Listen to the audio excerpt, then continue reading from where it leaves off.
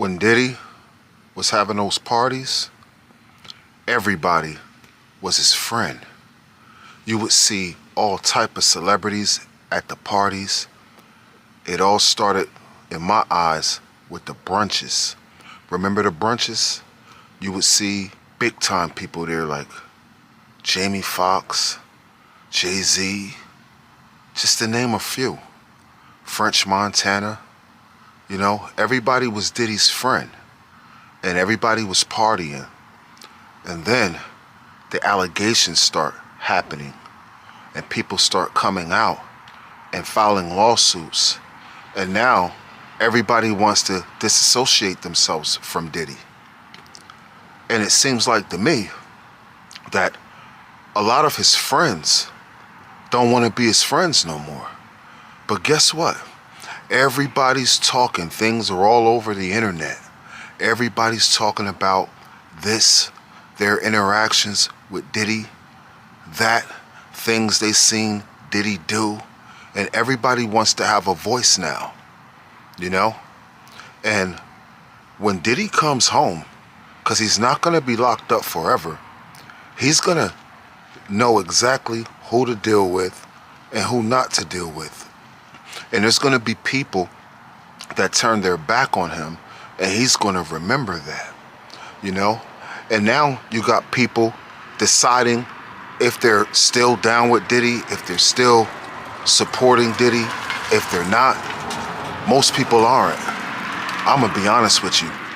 That 50 Cent Netflix documentary of Diddy was something else. It raised a lot of eyebrows about a lot of people and a lot of associations. A lot of lines have been crossed, and it's hard to tell what's going on right now. You got people arguing amongst each other. In this video, we're going to talk about Dame Dash, French Montana, 50 Cent, Diddy. It's just crazy. It's just things that make you go, Remember when Dame Dash thought that when 50 was saying that he had a documentary coming out, Dame Dash thought it was cap? You remember that? Yeah. Do you remember when Dame Dash came on Breakfast Club and said 50 was capping about the Diddy documentary? That's the conversation. Yes, Yeah. absolutely. Do you remember when 50 Cent was supposed to be putting out a documentary about Puff on Netflix? Yes. Where is it? I think it's still happening. Yeah, right. He's capping. Then you see footage where you don't know if Dame Dash is friends with Diddy or if he's not friends with Diddy. I know that I never saw Dame Dash at any of the brunches, and that's probably because Diddy was real tight with Jay-Z, and Dame Dash and Jay-Z are not friends anymore. So that's probably why you didn't see Dame Dash. That's probably why you didn't see Dame Dash at any of those brunches. But I'll bet you if him and Jay-Z didn't part ways, then you would definitely see Dame Dash at those brunches as well. And now it seems like Dame Dash, is he hating on Diddy? Or do we got love for Diddy? I don't know. It's kind of hard to figure this thing out because of all the rhetoric and all the things that's going on the internet. But it's just things that make you say, I admired the fact that he was able to stay relevant over and over again. I couldn't understand it. I'd be like, how did he get that deal? He always gets those deals, you know? I was definitely transparent. I was definitely sort of pissed off because I felt like I started that thing with the vodka and the liquor and the Armin deal. I remember having a conversation with him at the MTV Awards and him asking me like, how'd you do that, blah, blah, blah. And he went and did it a different way and made a lot of money from it. But I was like, in my brain, I was like, he's always copying. You know what I mean? Like, and it's, sometimes I'd wonder, like, how does he get that deal? Like, I have a great idea, but he could always get the deal to connect him to pop culture where he could get that volume and be so embraced. You know, and again, I don't know, and I'm not even saying it to be funny, but they saying, you know, homie was putting shit in motherfuckers' baby oil. So how could you trust that person to serve you drinks at such a big scale? So I'm remembering Nori so adamant about me taking a shot of Ciroc, and I'm like, nah. And I brought my own. Fast forward, and now it seems like Dame Dash is feeling some kind of way or a little salty about the documentary on Netflix that 50 Cent released. Is he protecting Diddy now? Is he rooting for Diddy? Of all those things and those ways that he felt about Diddy and the things that he said, is he actually trying to support Diddy now? Does he want to be one of those people that Diddy actually mess with when he come home? Because I'm going to tell you, when he come home, he's going to be the talk of the town. That Netflix documentary was #1. It's the most streamed thing on Netflix in the United States and in the UK. It's big time. Everybody knows about it. Everybody's talking about it. And it's a lot of people that's going to be trying to get in the mix when Diddy come home, probably going to want to be forgiven for the things that they've said. We're going to talk about it. We're going to see exactly what's going on here, because it's kind of crazy to me. It's just a big scandal. And Diddy is sitting at the top of the totem pole of the talk. He's the topic of discussion. I don't know who loves him, who hates him. I really don't even care. But it's something to think about. Things that make you go, So my wife just hit me with this breaking news. Okay, it says Dame Dash hopped online and threw the first grenade at 50 Cent's new Netflix documentary on Diddy, calling it nasty work, saying 50 out here acting like the morality police. Bro built a whole franchise off of drama, and now he wants to expose people like he runs the FBI. It's corny. Just another man using someone else's downfall for clout. 50 didn't let that slide for not even an hour. He clapped back with heat and a side of disrespect. Dave, you talking about clout? My brother, you've been beefing with Ghost for 15 years. Every time your name trends, it's because someone mentioned Jay-Z, not you. If the work is nasty, it's because it's about your boy. Don't blame me because Netflix picks me and not you. Then he doubled down with a classic 50 pettiness. I make documentaries. You make interviews in park cars. Let's not compare careers, champ. Who said that to who? That last one. 50 said that about... 50 said that to Dame. Yeah. Okay. I make documentaries. You make interviews in park cars. Let's not compare careers, champ. Let's talk about it. At this point, I'm trying to figure out, what does Dame Dash have against 50 Cent? Okay, 50's exposing Diddy. Okay, why are you so against people getting exposed, and why are you so against 50's documentary? I think 50 said he was just mad because Netflix chose him and not Dame. I know that Dame is making movies and Dame's looking for deals. He was a little salty that Diddy was getting all the big deals with the liquor, even though he was into the liquor first. And now we got this going on, where Dame Dash has this thing where he doesn't like what 50 Cent's done, where everybody's just in it to get a check. It's the talk of the town. Like what Gully would say, it's money on the floor. Everybody wants a piece of the pie. And now it seems like, I don't know what 50 Cent's and Dame Dash relationship is, but it's not a good one, because now Dame Dash is really salty about the documentary, and he doesn't like 50 Cent exposing Diddy for everything that he showed us that was happening. Now, when it comes to 50 Cent and Diddy, 50 makes things clear. There's no ifs, ands, buts, or maybes. You don't have to question where Curtis 50 Cent Jackson's mind is at. He let it be known at an early stage that he don't rock with Diddy.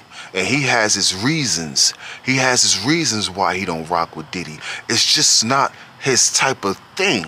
You know, the things that Diddy is into is just not 50's style. And I take my hat off to 50 Cent because a lot of people were yes men to Diddy. They were allowing things to go on and just so that they could be a part of it, be a part of the big propaganda. And now 50 Cent, he's on the other side of the propaganda, and he never bowed down to Diddy. He never wanted to come to the parties. He wasn't with all of that funny stuff, what he calls it. So it's very clear where 50 Cent and Diddy stands. And that's probably the only one that I could respect. 50 Cent is a real one. And this is why I think he's a real one. Because he speaks his mind clearly and he doesn't sugarcoat what he has to say about his feelings when it comes to Diddy. You and Puff haven't liked each other business-wise for a long time. Oh, that's why. It's only business. It was really... Away from that, I explained why I didn't hang out with him.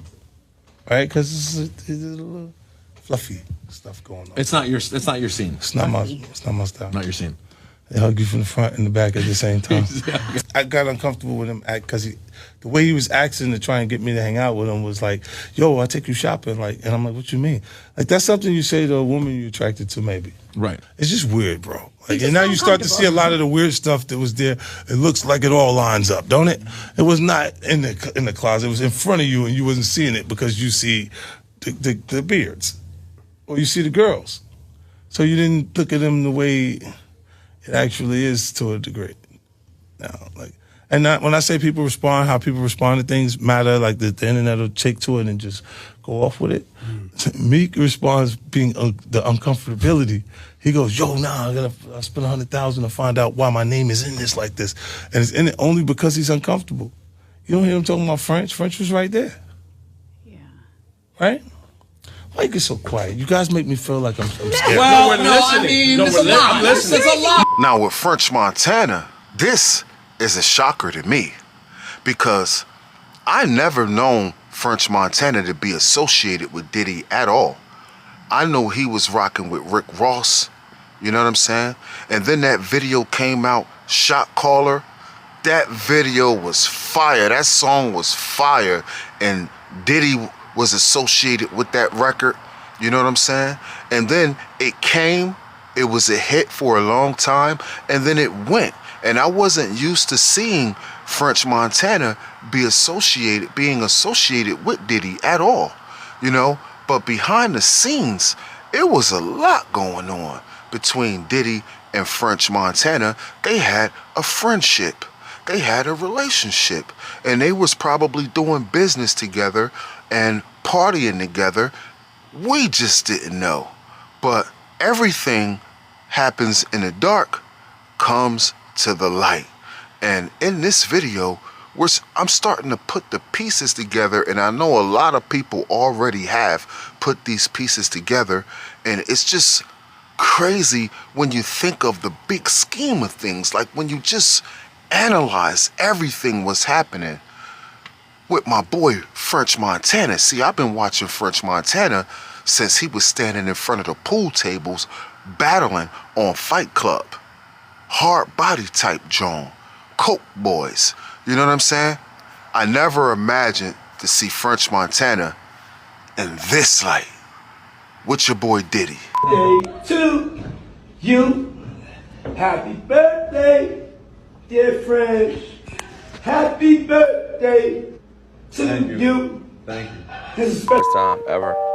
You know, I'm sure I heard about. But me and Puff, man, he's been like a big brother. Just, taught me the game and taught me, as many things that I got to sit back and learn from him as What's a student. the biggest thing, greatest thing you learned from Puff? Or the biggest thing, or the one you always go to? Honestly, nothing.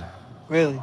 I just learned. I think the biggest thing is him giving me the opportunity to be next to him, to learn from him. Because people that's always in the move, like they don't teach you things. You just got to sit back and learn from them. Observe. Yeah, observe and learn. I think me standing next to him and learning that you don't have to make music to be top 5 on the Forbes, or, learning how to create your own product and become a successful entrepreneur. I think that was like the biggest thing. Now, one thing I do respect is I respect business. If you're doing business, you're doing business. And if it's good business, then to me, that's great business. So if somebody helped you out and you learned a lot just from being around someone, and you got educated and you got familiar with how to be successful even if you're not making records, I think that's something that you should hold dearly, and high respects for the person who allowed you to experience that. And this is about French Montana and Diddy. Now, why all of a sudden French Montana doesn't want to talk about Diddy? Why is French Montana ducking the journalists who are doing their jobs of journalism and just asking questions? What's going on here? What's going on with French? What happened with French Montana and Diddy?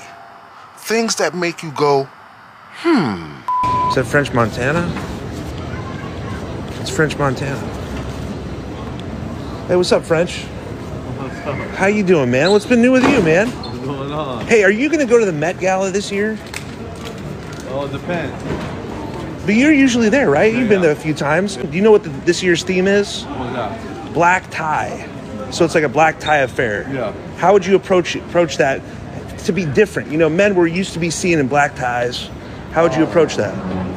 But when I went there, I wore my dashiki. You did? Yeah, I was dressed like I was in the Middle East. Nice, nice. I went there a couple years ago, but all black tie, you throw a nice little black suit, Now I gotta ask, man. This year's been crazy. Yeah. Have you talked to Diddy at all?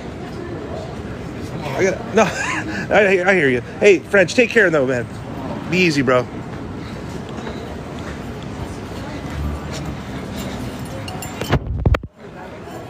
I'm just asking if you talked to Diddy. What are we scared of? This has to stop. The fear mongering about Diddy has to stop. That moment is not an I got you. We talked to him, he was cool. I had to throw it in there. Otherwise, I wouldn't be a journalist. One of your best friends apparently got arrested, and he's in federal lockup, and his trial's about to start next week. Have you talked to him? You guys, for years and years and years and years, posted on social media, went on the Ellen DeGeneres show. We can't all ignore Diddy forever in the entertainment industry. We live in weird times, but no one's really directly associating French Montana as doing his thing. The fear-mongering behind Diddy, everybody is scared of it. It has to stop. I'm actually really tired of it, to the point where I just want to move to Gatlinburg, Tennessee, and just call it a day, finito, because if this is the way we're going to treat the situation, and anytime there's a scandal, I don't, it's not worth it. That's not keeping it a buck. That's not keeping it 100, especially